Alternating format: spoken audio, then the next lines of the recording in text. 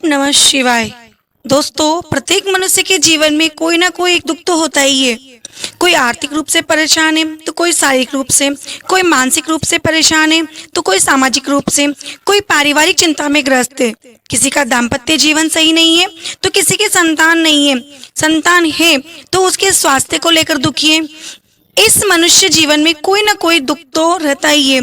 ऐसे समय में सिर्फ एक ही आश्रय है, भगवान शिव और माता पार्वती का करुणामय आंचल।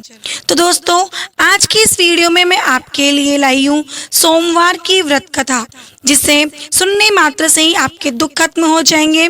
कथा सुनने से पहले बड़ी सच्ची श्रद्धा के साथ अपने मन में भोलेनाथ और माँ पार्वती की छवि का ध्यान करें। ध्यान करें कि भगवान शिव शंकर के नेत्रों में करुणा है, मस्तक पर चंद्र, कंठ में विष और जिनके चरणों में समस्त संसार की शांति है, जिनकी जटाओं से बहती गंगा सबके पापों को हरती है और उनका डमरू संपूर्ण सृष्टि का नाद है। माता पार्वती जिनकी मुस्कान में ममता है, दृष्टि में वात्सल्य है और जिनके आशीर्वाद से जीवन में सौंदर्य, शक्ति और समर्पण का संचार होता है। वे हर स्त्री के भीतर शक्ति बनकर निवास करती है और हर घर को सुगत बना देती है। हे भोलेनाथ, हे माँ पार्वती, जो भी भक्त आज इस कथा को सुन रहे हैं उनके जीवन की हर बाधा को दूर कर दीजिए। जिनके घर में अशांति है वहाँ समर्पण और प्रेम भर दें। जिनके मन में चिंता है वह संतुलन और विश्वास दें और जिनकी कोई मनोकामना अधूरी है उसे आप अपनी कृपा से पूर्ण करें, क्योंकि आपके स्मरण से ही दुख मिटते हैं और आपकी कृपा से ही जीवन सरल होता है। हम सभी आपके चरणों में शीश झुकाकर आज सोमवार व्रत की ये पावन कथा सुनते हैं। पौराणिक कथा के अनुसार प्राचीन समय की बात है। एक गांव में एक साहूकार रहा करता था।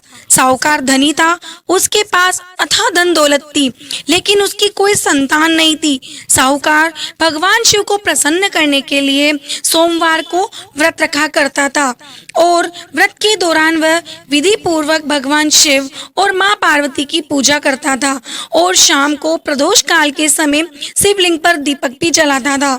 साहूकार की भक्ति और पूजा अर्चना को देखकर एक दिन माता पार्वती ने भगवान शिव से कहा कि हे प्रभु, ये साहूकार तो आपका परम भक्त है, हर सोमवार को विधि विधान से आपकी पूजा करता है। मुझे लगता है कि आपको उसकी मनोकामना तो अवश्य ही पूरी करनी चाहिए। तब भगवान शिव ने देवी पार्वती की बात सुनकर कहा कि हे गौरी, यह संसार एक कर्म क्षेत्र है। जैसे एक किसान अपने खेत में बीज बोता है तो कुछ समय बाद उसे पेड़ मिलता है, ठीक उसी तरह इस संसार में आदमी जैसा भी कर्म करता है तो उसे उसका फल भी वैसा ही मिलता है।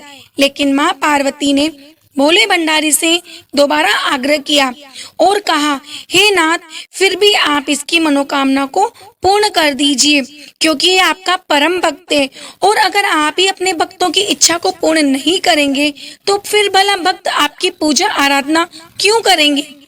माता पार्वती के इतना आग्रह करने पर भगवान शिव ने कहा, देवी, यह धनवान साहूकार है और इसका कोई भी पुत्र नहीं है, इसलिए यह सदैव चिंतित रहता है। हालांकि इसके भाग्य में किसी संतान का योग नहीं है, परंतु आपके आग्रह करने पर मैं इसे पुत्र प्राप्ति का वरदान देता हूँ। लेकिन इसका पुत्र केवल 12 वर्ष तक ही जीवित रहेगा, मैं इससे ज्यादा कुछ नहीं कर सकता हूँ। फिर एक रात भगवान शिव ने साहूकार को स्वप्न में दर्शन दिए और कहा कि उसे जल्दी ही पुत्र की प्राप्ति होगी, लेकिन उसका पुत्र दीर्घायु नहीं बल्कि केवल 12 वर्ष तक ही जीवित रह पाएगा। ये बात सुनकर साहूकार ना तो प्रसन्न हुआ और ना ही ज्यादा दुखी।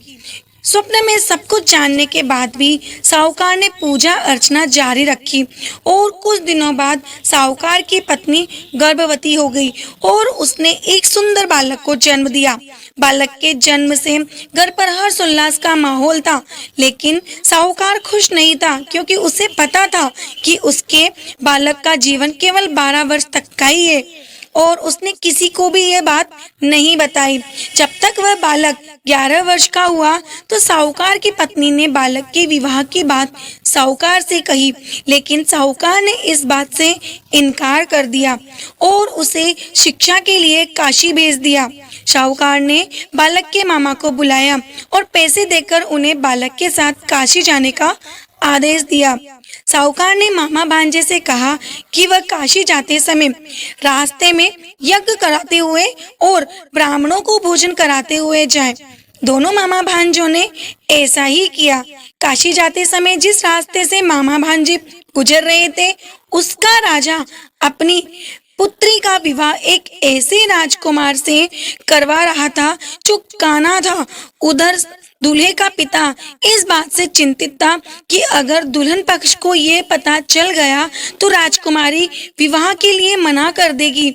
इसलिए उसने जब साहूकार के पुत्र को देखा तो उसने सोचा कि मैं अपने बालक के स्थान पर तोरण के समय इस बालक को बिठा दूंगा और दुल्हन के पक्ष वालों को पता भी नहीं चलेगा कि दूल्हा काना है। दूल्हे के पिता ने साहूकार के पुत्र को इस बात के लिए तैयार किया और वह बालक तैयार हो गया। इस तरह उस बालक ने दूल्हे के कपड़े पहन लिए और घोड़ी पर चढ़कर तोरण की रस्म को पूरा किया। तोरण के बाद जब फेरों की बारी आई तो दूल्हे के पिता ने फिर साहूकार के पुत्र से अनुरोध किया कि वह दुल्हन के साथ फेरे भी ले ले ताकि विवाह संपन्न हो सके। ये बात छुपी रहे, मामा राजी हो गए और विवाह समारोह भी संपन्न हो गया। विवाह संपन्न होने के बाद मामा भांजा काशी के लिए प्रस्थान कर गए, परंतु साहूकार के पुत्र ने दुल्हन के कपड़ों पर लिख दिया कि तुम्हारा विवाह तो मुझसे हुआ है, लेकिन तुम जिसके साथ विदा किए जाओगी वह एक आंख वाला आदमी है और मैं काशी शिक्षा ग्रहण करने जा रहा हूँ। जब राजकुमारी ने यह बात पढ़ी तो उसने राजकुमार के साथ जाने से इनकार कर दिया और अपने पिता से कहा कि ये मेरा पति नहीं है, मेरे पति तो शिक्षा ग्रहण करने काशी गए हुए हैं। जब सब जगह ये बात फैल गई तो मजबूरी में दूल्हे के पिता ने सारी बात सच सच बता दी और दुल्हन के पिता ने फिर बेटी को भेजने से इनकार कर दिया। इधर मामा भांजे दोनों काशी पहुंच गए और बालक शिक्षा ग्रहण करने में लगा। तब मामा ने यज्ञ करना शुरू कर दिया। जब साहूकार का पुत्र 12 वर्ष का हुआ, एक दिन उसने अपने मामा से कहा कि उसकी तबीयत ठीक नहीं है, वह सोने के लिए अंदर जा रहा है। साहूकार का पुत्र अंदर सोने के लिए कमरे में गया तो उसकी मृत्यु हो गई। थोड़ी देर के बाद जब मामा अंदर पहुंचे तो उन्होंने बालक को मृत अवस्था में देखा और बहुत दुखी हुए, परंतु वो रो नहीं सकते थे वरना उनका यज्ञ अधूरा रह जाता। इसलिए मामा वापस आकर यज्ञ करने लगे। यज्ञ पूरा करने के बाद और ब्राह्मणों को भोजन कराने के बाद मामा अपने मृत भांजे को देखकर विलाप करने लगे। ठीक उसी समय उसी मार्ग से भगवान शिव और देवी पार्वती जी जा रहे थे। माता पार्वती ने किसी के रोने की करुण आवाज सुनी तो भगवान शिव से कहने लगी, हे प्रभु, कोई मनुष्य रो रहा है, चलिए उसके दुखों को दूर करते हैं। तब भगवान शिव और पार्वती माता मामा के पास गए। उन्होंने जब मृत बालक को देखा तो हैरान रह गए, क्योंकि वह भगवान शिव के आशीर्वाद से जन्मा साहूकार का पुत्र था। माता पार्वती ने कहा, हे नाथ, यह तो साहूकार का पुत्र है जिसे आपने केवल 12 वर्ष तक की ही जीवन जीने का वरदान दिया था। इसलिए आज 12 वर्ष की आयु पूरी होने पर वह मृत्यु लोक को चला गया। देवी पार्वती ने मृत बालक को देखा तो उन्हें दया आ गई, क्योंकि माँ पार्वती तो करुणामयी है, ममतामयी है, और भगवान शिव से हाथ जोड़कर कहने लगी, हे प्रभु, आप बस एक बार इस बालक को जीवन दान दे दीजिए, वरना इसके माता पिता जीते जी मर जाएंगे। माता पार्वती के कई बार आग्रह करने पर भगवान शिव ने उनकी बात मान ली और उस बालक को जीवन दान दे दिया। साहूकार का पुत्र जीवित हो गया और मामा भांजे अपने घर की ओर प्रस्थान कर गए। रास्ते में साहूकार का पुत्र उसी शहर से गुजर रहा था जहां उसका विवाह हुआ था। दुल्हन के पिता ने बालक को पहचान लिया और मामा भांजे को लेकर महल में आ गए। फिर दुल्हन के पिता ने एक समारोह किया और अपनी पुत्री को धूमधाम से साहूकार के पुत्र के साथ भेज दिया। उधर जब साहूकार का बालक अपनी पत्नी के साथ घर पहुंचा तो उसके माता पिता अंदर कमरे में बंद होकर बैठे हुए थे। वह सोच रहे थे कि अगर उनका पुत्र सही सलामत वापस नहीं लौटा तो वह भूख प्यास से अपनी जान दे देंगे। तभी बालक के मामा ने कमरे के बाहर आकर उन्हें बताया कि उनका पुत्र जीवित है और विवाह करके वापस आ गया है।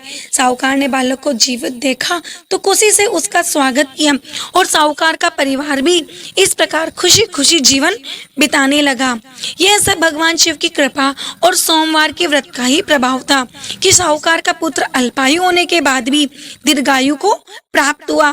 इस प्रकार जो भी भक्त सच्चे मन से भगवान शिव की पूजा करके आज के दिन इस कथा को पढ़ता है अथवा सुनता है और दूसरों को सुनाता है तो भगवान शिव उनके सभी दुख दूर करते हैं, उनकी सभी मनोकामनाएं पूर्ण करते हैं।